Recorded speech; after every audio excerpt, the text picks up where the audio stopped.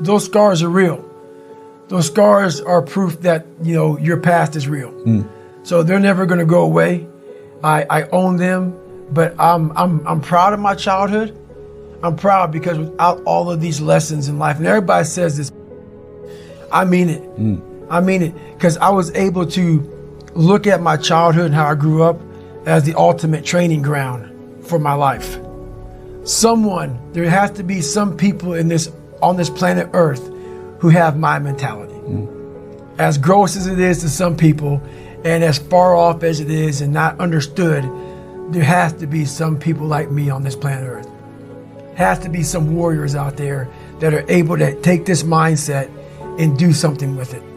So that right there, once you are able to look at your life and realize that all these bad things are actually the ultimate training ground for what you're going to, encounter in life, you start looking at your past very differently.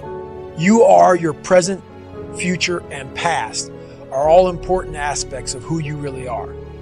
Unfortunately, many people overlook at least one. Because they don't feel at peace with who and what they are, they find it hard to follow through on the goals they set. So that you can stick to your plans confidently, you have to get to know all parts of you. Face your past. Your past will shape who you become today. Your past influences your feelings and the natural responses of your brain to stimuli. In your earliest years of life, you realize that certain actions led to certain responses. These associations may have been positive or negative. There are always negative aspects in our pasts that can make it difficult for us to move forward. Others may see the past as an idyllic time and long for the golden age they can have back. In either case, a negative outlook can lead to both your future and your present. This is why it's so important to acknowledge your past. Accept the fact that your life is your past and that you cannot change that. The past cannot be changed, no matter how much you try, but you can change it and make it reflect you better. Your past is yours to make meaning of. It doesn't have the power to disable you. You can harness it to power your drive for the future.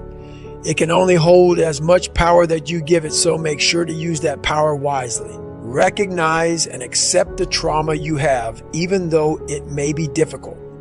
You don't have to forget about trauma or minimize its importance, but you must learn to see the trauma as a whole and give it the weight it needs. This is true for both minor and major trauma. No matter how much trauma you still have, it is important to learn from it. Analyze your past to see how it has affected you.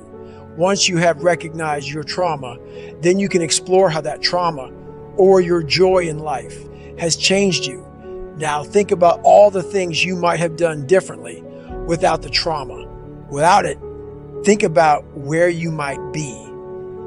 It's okay to regret the decisions you made, but see the impact of your past on who you are today and envision how it can influence the future.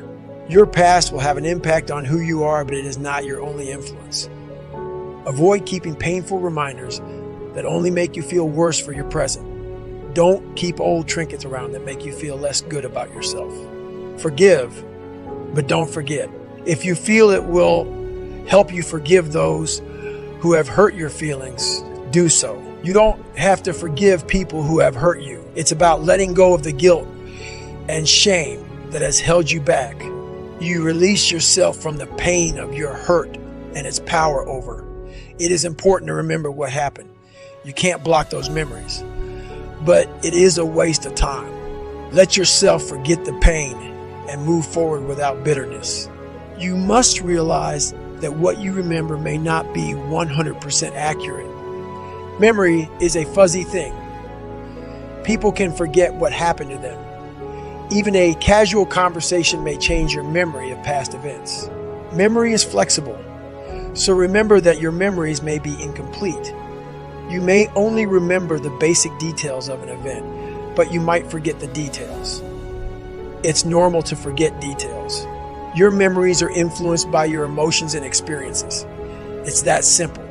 Once you realize this, the past may not be as powerful as it seems. Although it isn't changeable as I stated, you can make changes to bring about peace. Your past is a source of gratitude. Even if your history is terrible, there are still things you can be grateful for. You can think of something positive and be grateful it happened. It could be something small, but it can save someone who is suffering. Your dad might have been a negligent drunk, but you will always remember that he used to take you out to ice cream and that was the best time you had with him. That small memory can be a great way to keep the hard memories in your mind so you can get through the tougher ones. Your past is irrelevant to you. No matter what happened in your past, you aren't that trauma. You are you, and you are what you present to the world. You cannot be reduced back to the same person you were 5 years ago. You are free to be the person you want to be in the future. There's no need to remain the person you were hurt. There is no way to erase your past. It might seem impossible for you to come out of your past. However, with time and self-reflection, and possibly some therapy, it is possible. It is not necessary to be tied down by the events of the past. Get rid of the past and begin living in the future. And that's why I talk about the warrior mentality. And that's why so many people are lost when I start talking. You have the right. You're lucky that you don't have to think like warriors think. You're very privileged. I chose this world to be a warrior. And I would choose it again if I came back to this world. But the mentality of a warrior is very different than normal mentality. You must be that person on that door, get ready to open it, thinking to yourself,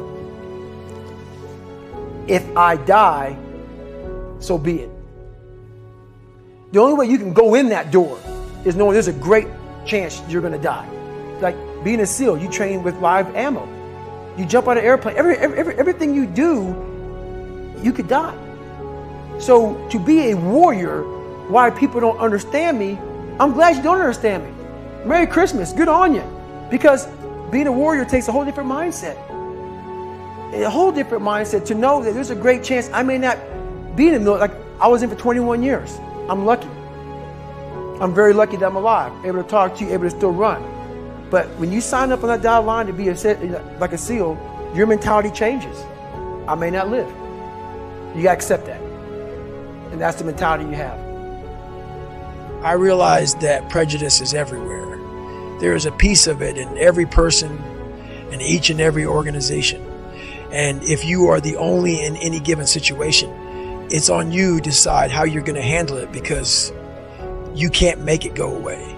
For years, I used it to fuel me because there's a lot of power in being the only. It forces you to juice your own resources and to believe in yourself in the face of unfair scrutiny. It increases the degree of difficulty, which makes every success that much sweeter. That's why I continually put myself in situations where I knew I would encounter it. I fed off being the only one in a room. I brought the war to people and watched my excellence explode small minds. I didn't sit back and cry about being the only. I took action, said go yourself, and used all the prejudice I felt as dynamite to blow up those walls. But that kind of raw material will only get you so far in life. I was so confrontational, I created needless enemies along the way, and I believe that's what limited my access to the top SEAL teams. With my career at a crossroads, I didn't have time to dwell on those mistakes. I had to find higher ground and turn the negative I created into another positive. I didn't just accept land warfare duty. I was the best instructor I could possibly be. And on my own time, I created new opportunities for myself by launching my Ultra Quest, which revived my stalled career. It's not about suffering how people may look at suffering. Like you have to just go to a place that just every day of your life is suffering. You have to tap into suffering every day of your life because we have so much scarring that we have to clean up. You have to look at suffering as almost like I look at failure. To succeed, you must fail. In failure and in suffering, all the answers are in there. All the answers to all the test questions. The test is your life. All the answers are in there. You don't have to live in suffering and pain and failure all the time. You have to learn, I need to visit it. Like people hate working out. You're only going to visit working out maybe an hour a day. 23 other hours of the day, you're not in it. But how you become in shape is you must visit suffering, visit working out 1 hour a day. Visit suffering 1 hour a day. Visit your past failures 1 hour a day. The relationship with it is the answers are in there. They are in there. Within the suffering, go in there, and I call it the live autopsy. The live autopsy. How you find out someone died? They crack you open after you're dead. How you can live is do it while you're alive. Go back in your brain, crack it open while you're alive. Don't wait until you're dead to figure out why you died. Do it while you are living. Go in there, go into the suffering, go into the pain of your life and say, why did this suck for me so bad? Why am I afraid of all this stuff? Why have I shut down the whole world? I guarantee I'll tell you why you shut down the whole world. It's in these nooks of the suffering within your brain, in the scarring, are all the answers to why you are on the couch feeling sorry for yourself. They lie within the scars. Visit them for at least an hour a day. Study them. And then you'll find out more about yourself. You will then grow. So don't look at it as every day I suffer. Go into it an hour a day. Learn from yourself. Learn from life. Learn from your failures. Learn from your insecurities. Learn from your self-doubt. Don't just say, I'm afraid to jump off an airplane. What makes you afraid of it? Study it. That's why I studied my mind. Why I became so powerful in the mind is because I realized I was weak. So instead of running away from the mind, I dove into it and said, what is making me weak? Oh, this makes sense. I came from hell. I came from a place that beat me down to nothing, which is why I'm afraid. All this makes sense. So systematically, one by one, I went back and met every single person in my mind, every situation. I went one-on-one with them again in my mind and said, okay, let's now revisit this. And that's how you do it. That's how it works. This challenge for the unusual motherfuckers in this world. A lot of people think that once they reach a certain level of status, respect, or success, that they've made it in life. I'm here to tell you that you always have to find more. Greatness is not something that if you meet it once, it stays with you forever. That evaporates like a flash of oil in a hot pan. If you truly want to become uncommon amongst the uncommon, it will require sustaining greatness for a long period of time. It requires staying in constant pursuit and putting out unending effort. This may sound appealing, but will require everything you have to give and then some. Believe me, this is not for everyone because it will demand singular focus and may upset the balance in your life. That's what it takes to become a true overachiever. And if you are already surrounded by people who are at the top of their game, what are you going to do differently to stand out? It's easy to stand out amongst everyday people and be a big fish in a small pond. It is a much more difficult task when you are a wolf surrounded by wolves. This means not only getting into Wharton Business School, but being ranked #1 in your class. It means not just graduating Buzz, but becoming enlisted honor man in Army Ranger School, then going out and finishing Badwater. Porch the complacency you feel gathering around you, your co-workers and teammates in that rare air. Continue to put obstacles in front of yourself because that's where you'll find the friction that will help you grow even stronger. Before you know it, you will stand alone